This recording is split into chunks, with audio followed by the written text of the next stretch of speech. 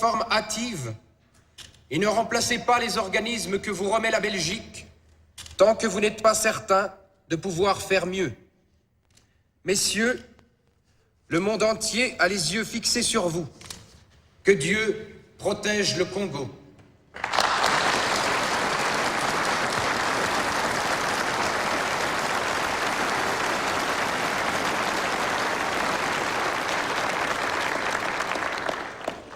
Excellences, mes chers compatriotes, au moment solennel où la République du Congo se présente au monde et à l'histoire, pleinement indépendante et souveraine, Patrice, c'est trop dangereux. Tu as corrigé ce que tu as voulu.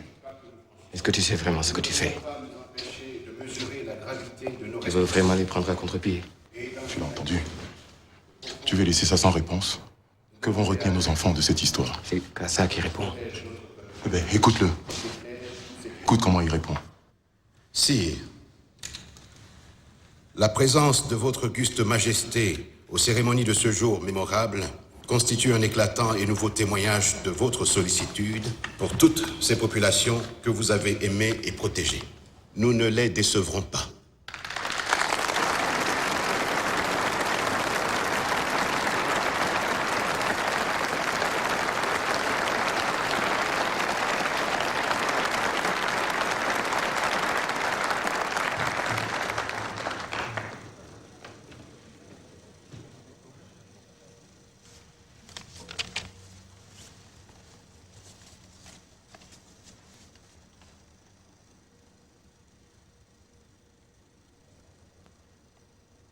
Congolais, Congolaises, combattants de l'indépendance aujourd'hui victorieux.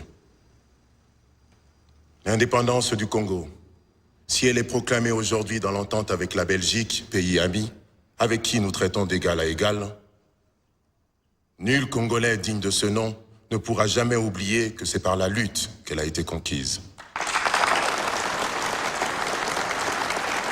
Une lutte dans laquelle nous n'avons ménagé ni nos forces, ni nos privations, ni nos souffrances, ni notre sang.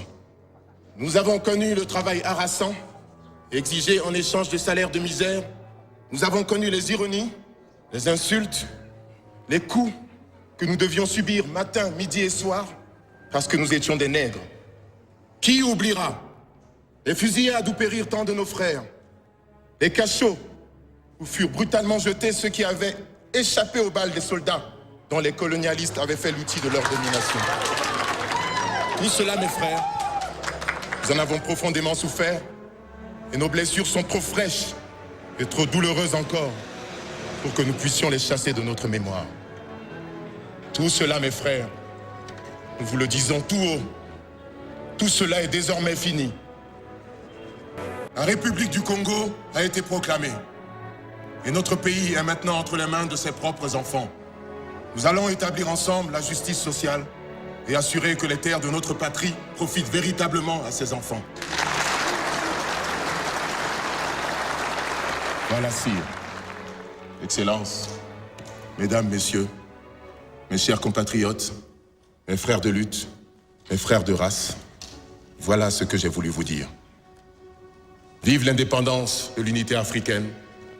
Vive le Congo indépendant et souverain.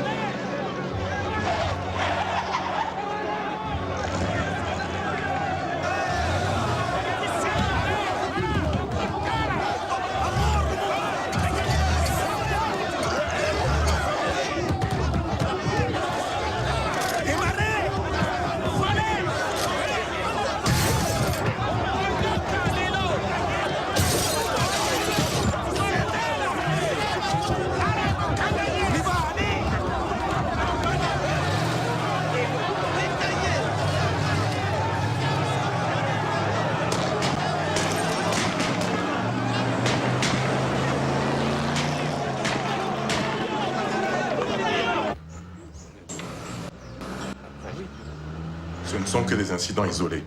Il ne faut pas dramatiser. Le camp Hardy vient aussi de se révolter. Ils prennent leurs officiers en otage. C'est vous qu'ils cherchent. Ils disent qu'ils veulent vous tuer. C'est incroyable. Mais qu'est-ce qu'il fout, Janssen? Taisez-vous. Asseyez-vous, examinons la situation calmement. Monsieur le ministre Mpolo. Merci. Il y a 25 000 hommes dans la force publique. Ils ont des émetteurs branchés sur la même longueur d'onde. Ils savent même avant leurs officiers ce qui se passe d'un camp à l'autre à travers tout le Congo. Mais ils sont fous, Balinguinine. Qu'est-ce qu'ils veulent? Monter en grade, voilà ce qu'ils veulent. Je le sais, j'en ai fait partie. Si je peux me le permettre, monsieur le Premier ministre, c'est vrai que les hommes sont fatigués. Ça fait plus de 5 mois qu'ils sont sur les dents. Les émeutes, les festivités. C'est leur général flamand, c'est Janssen qui les excite contre nous, alors qu'il est contre l'africanisation des officiers depuis toujours. Il faut le fusiller? Il faut le remplacer. C'est plus simple. Je propose le sénateur Lundula. Et toi, Mpolo, je propose de te nommer colonel. En vote. Je ne voterai jamais pour un homme qui veut fusiller tout le monde. Qui n'est même pas un militaire. Monsieur le Premier ministre, j'ai passé 7 ans dans la force publique. Sans nier les qualités de mon collègue Maurice Polo, je me crois beaucoup plus qualifié pour prendre en main... Je pense que c'est une excellente proposition. Il est important que le nouveau commandant sorte des rangs. C'est un bon choix. Qu'est-ce que c'est?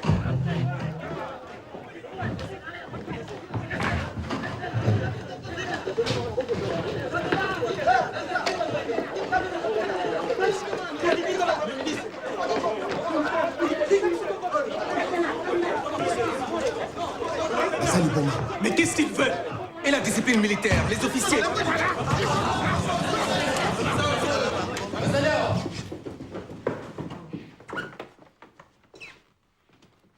Excellence, on ne veut pas faire du mal. On a une pétition. On vous demande de répondre tout de suite.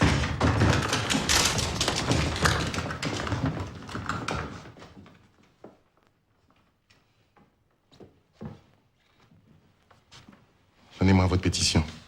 Je la lirai et je vous en tiendrai compte. Non, Excellence. Vous répondez tout de suite. Désireux d'accomplir notre tâche militaire dans la discipline, nous dénonçons le général Émile Janssens, qui est en train de déshonorer l'armée congolaise.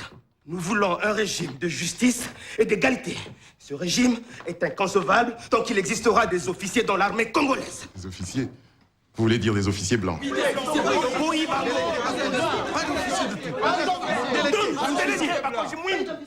Je comprends votre désir d'égalité et de justice.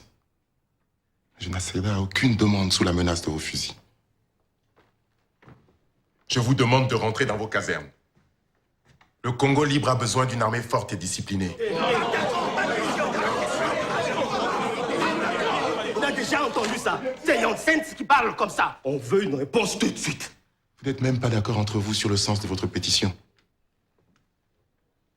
J'ai entendu votre indignation, je la comprends. Je vous parlerai moi-même, demain, au camp Léopold, aux premières heures de la matinée, je vous le promets, vous avez ma parole.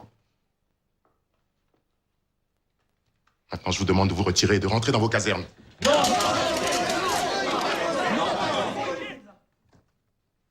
Et leur tirer.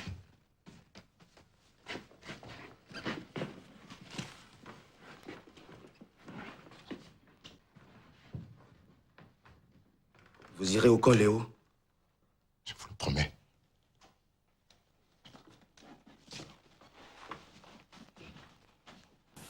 On a 15 officiers blancs, en otage avec leurs femmes.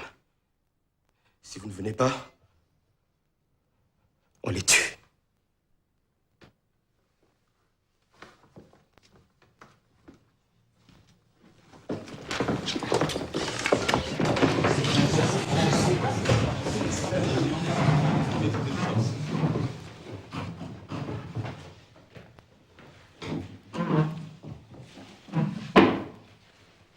Messieurs, le conseil n'est pas terminé.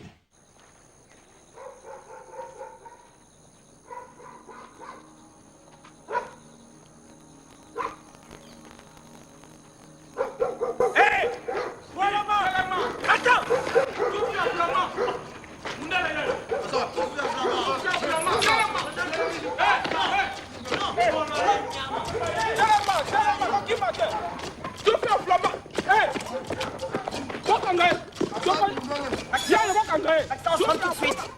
Ils me font pas peur. C'est la force publique. Je prends leur matricule.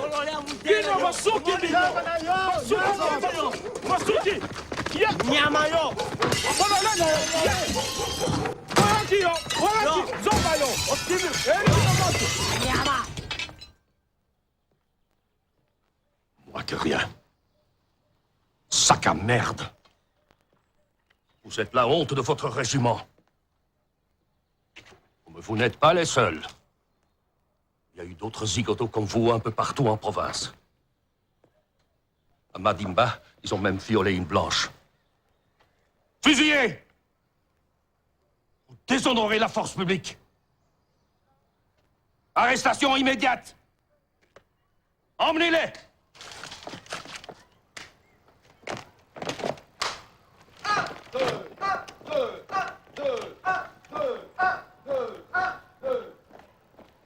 Je veux que les choses soient claires. L'indépendance, c'est bon pour les civils. Pour les militaires, il n'y a que la discipline. La discipline. Avant le 30 juin, vous aviez des officiers blancs. Après le 30 juin, vous avez encore des officiers blancs. Peut-être que les politiciens vous ont raconté autre chose. Ils vous ont menti. Moi, je vous ai toujours dit la vérité. Et si vous ne l'entendez pas, je vais vous l'écrire. Après l'indépendance égale avant l'indépendance.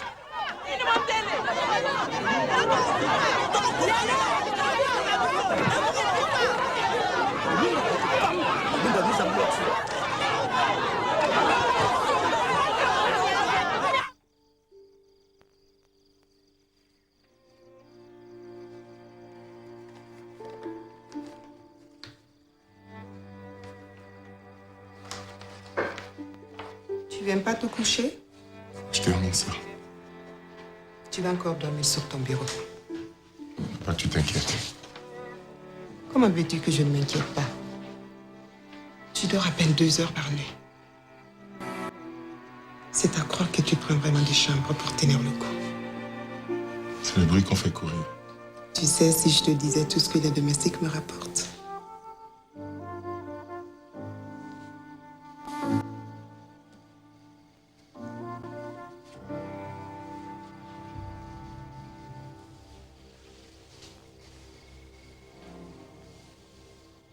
Il faut vraiment que tu prennes bien soin des enfants.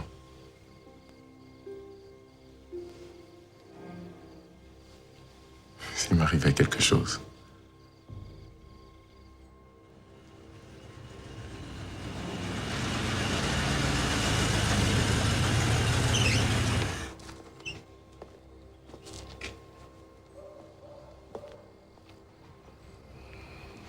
Général, vous devinez pourquoi je vous ai convoqué? J'attends que vous me l'appreniez. Moi, j'attends que vous m'expliquiez ce que veut dire ceci.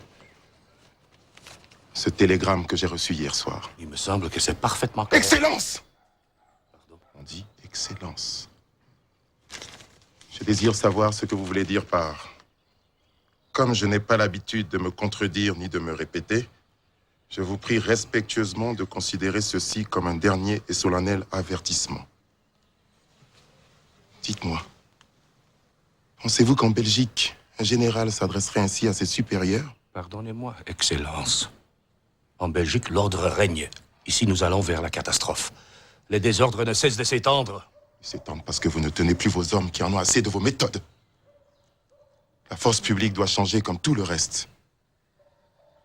J'attends votre démission. Monsieur Lumumba, Excellence. Je vous ai dit tout ce que j'avais à vous dire. Général.